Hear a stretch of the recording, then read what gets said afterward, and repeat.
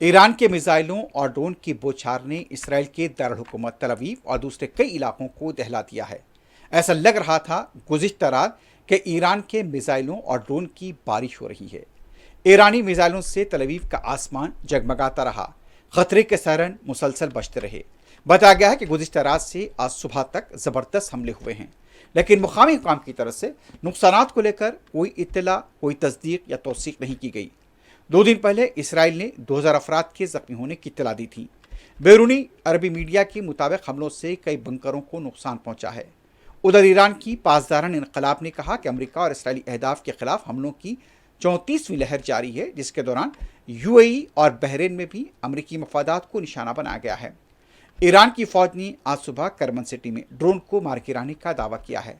Israel के कई सरकर्दा leaders और फौजी कमांडर्स के हशर को लेकर मुख्तलिफ क़यासाराइयाँ जारी हैं। इसराइल की कई बुलंद इमारतें इन हमलों के बाद ज़मींदोज़ हुई हैं। रात से लेकर दरमियानी शब तक मुसलसल खतरे के सायरन बजते रहे। इसराइली शहरी धमाकों की आवाज़ से सो नहीं पाए। कई मकामात पर अफरा तफरी देखी गई और लोग भागते हुए नजर आए। हमलों का ये सिलसिला अब से कुछ देर पहले तक भी जारी था।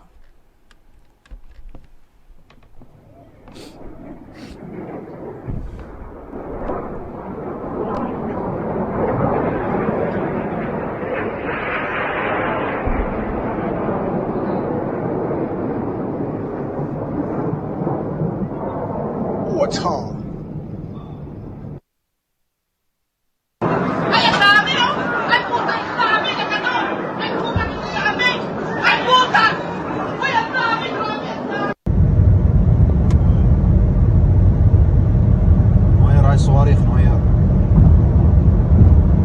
نوير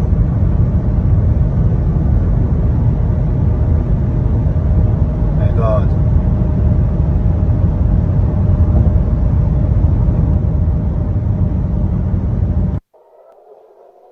لوموبيل او ماي جاد شرمان شرمان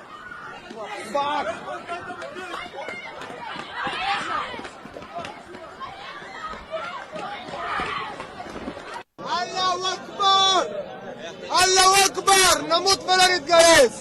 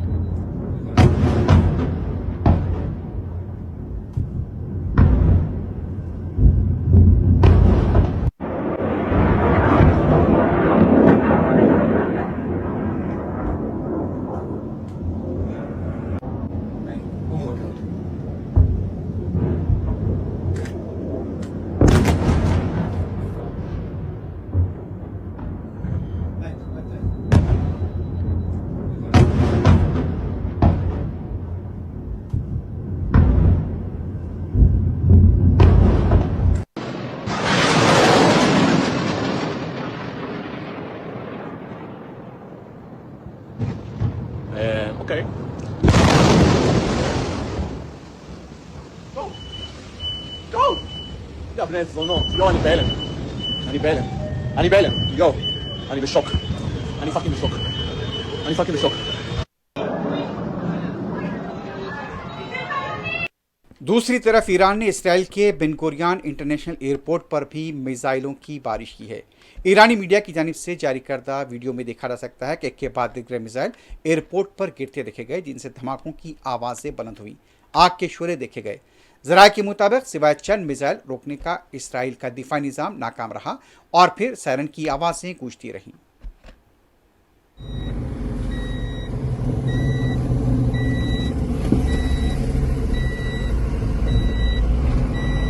امریکہ اور اسرائیل نے تہران کے کئی علاقوں پر شدید حملے کیے ہیں۔ ایرانی حکام نے بتایا کہ 11 دنوں کے دوران 1300 عام شہری جاں بحق ہوئے ہیں۔ یہودی اور امریکی فوج نے 10,000 عوامی مقامات پر حملے کیے ہیں۔ گزشتہ رات دارالحکومت تہران کے علاوہ مہرآباد ایئرپورٹ کو نشانہ بنایا گیا۔ رات کے اوقات میں کئی علاقوں میں دھماکوں کی آوازیں سنی گئیں۔ صبح تک بھی حملوں کا سلسلہ جاری تھا۔ 2 دنوں سے تہران کے کئی شہری علاقوں پر بمباری کی جا رہی ہے۔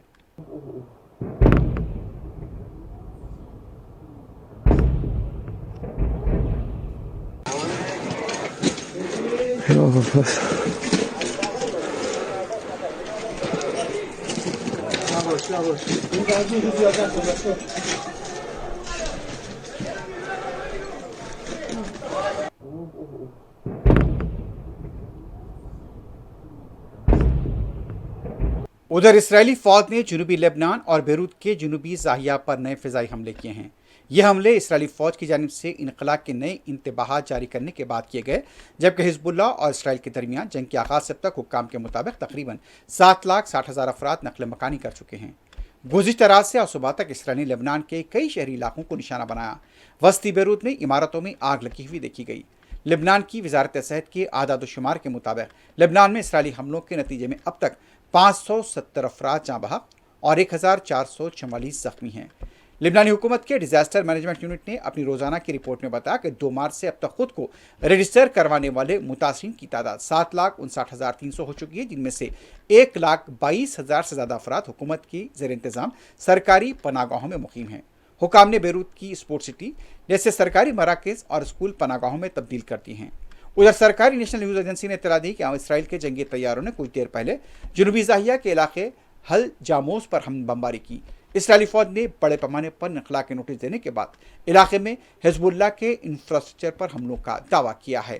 کئی علاقوں میں عمارتوں سے آگ لگی ہوئی دیکھی گئی ہے۔ ادھر عراق کے شہر بغداد میں امریکی ملٹری بیس کے پاس بھی حملے کی اطلاع ہے، لیکن ابھی تک مقامی حکام کی طرف سے کوئی تصدیق نہیں کی گئی۔ عراق کے شمالی علاقوں میں بھی مسلسل حملوں کا سلسلہ جاری ہے۔ ایئرپورٹ کے آس پاس کے علاقے جو کہ بغداد ایئرپورٹ کے آس پاس بتائے گئے ہیں، ایک طرح کی سنسنی اور افراتفری دیکھی گئی ہے۔ قطر نے ایران کی طرف سے تازہ حملوں کو ناکام بنانے کا دعویٰ کیا ہے، لیکن خطرے کی سطح کو بلند رکھا ہے۔ شہریوں کو گھروں میں رہنے کا مشورہ دیا گیا ہے۔ قطر میں گزشتہ 3 دنوں سے ایران کی طرف سے امریکی مفادات پر حملے کیے گئے تھے۔ اس دوران قطر کی وزارت دفاع نے یہ بتایا گیا ہے کہ بعض مقامات پر آج صبح بھی حملے کیے گئے ہیں، لیکن ان حملوں کو ناکام بنا دیا گیا ہے۔ دوسری طرف سعودی وزارت دفاع نے ایران کی طرف سے داغے گئے 7 بیلسٹک میزائلوں کو فضا میں تباہ کرنے کا دعویٰ کیا ہے۔ سیکیورٹی ذرائع کے مطابق مختلف مقامات پر یہاں جس طرح سے اطلاعات مل رہی ہیں کہ ان حملوں کو ناکام بنایا گیا ہے۔ سعودی عرب نے اس سے پہلے بھی کئی مقامات پر ایران کی طرف سے داغے گئے میزائلز کو ناکام بنانے کا دعویٰ کیا ہے۔ بتایا جاتا ہے کہ شیبہ آئل فیلڈ جو کہ متحدہ عرب امارات کی سرحد کے قریب واقع ہے، وہاں پر میزائل کو ناکام بنایا گیا ہے۔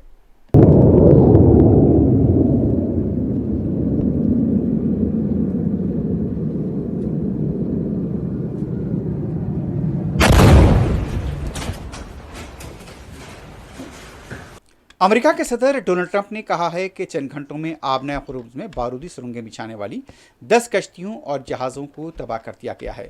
اپنے بیان میں ٹرمپ نے کہا ایران نے آبنائے خروز میں بارودی سرنگیں بچھانے کی کوشش کی تو مزید کارروائیاں کی جائیں گی۔ ادھر امریکی سینٹ کام نے دعویٰ کیا کہ امریکی فوج نے آبنائے خرمز کے قریب بارودی سرنگیں بچھانے والی 16 ایرانی کشتیوں کو تباہ کیا ہے۔ اقوام متحدہ میں ایران کے سفیر امیر سعید ارمانی نے کہا امریکہ اور اسرائیل کے حملوں میں 1300 سے زیادہ ایرانی شہری جاں بحق ہوئے ہیں۔ اپنے بیان میں انہوں نے کہا کہ امریکہ اور اسرائیل کے حملوں میں اب تک 9,669 شہری مقامات تباہ ہوئے ہیں۔ تباہ ہونے والے مقامات میں 7,943 رہائشی مکانات شامل ہیں۔ عالمی منڈی میں برنٹ آئل کی قیمت 14.07% گر کر $84.22 پر آ گئی ہے۔ WTI تیل کی قیمت میں 16.04% کی کمی کے بعد نئی قیمت $79.26 فی بیرل ریکارڈ کی گئی ہے۔ صرف 2 گھنٹے میں تیل کی قیمت $10 فی بیرل گری ہے اور $11 فی بیرل بڑھی ہے۔ عالمی منڈی میں تیل کی قیمت دوبارہ $90 فی بیرل کے قریب پہنچ گئی ہے۔ ایران کے خلاف جاری امریکہ کی فوجی کارروائی ایپک فیوری دوسرے ہفتے میں داخل ہوا ہے، لیکن اطلاعات کے مطابق امریکہ کا صدر ٹرمپ اس کارروائی کو جلد ختم کرنے پر غور کر رہے ہیں۔ ذرائع کے مطابق صدر ٹرمپ کے کئی قریبی مشیر نجی طور پر اس بات پر زور دے رہے ہیں کہ اب ایک واضح حکمت عملی کے تحت امریکہ کو اس جنگ سے نکلنے کا منصوبہ پیش کیا جائے۔ مشیروں کا کہنا ہے کہ امریکی فوج بڑی حد تک اپنے مقاصد حاصل کر چکی ہے، اس لیے مزید طویل کارروائی کی ضرورت نہیں ہے۔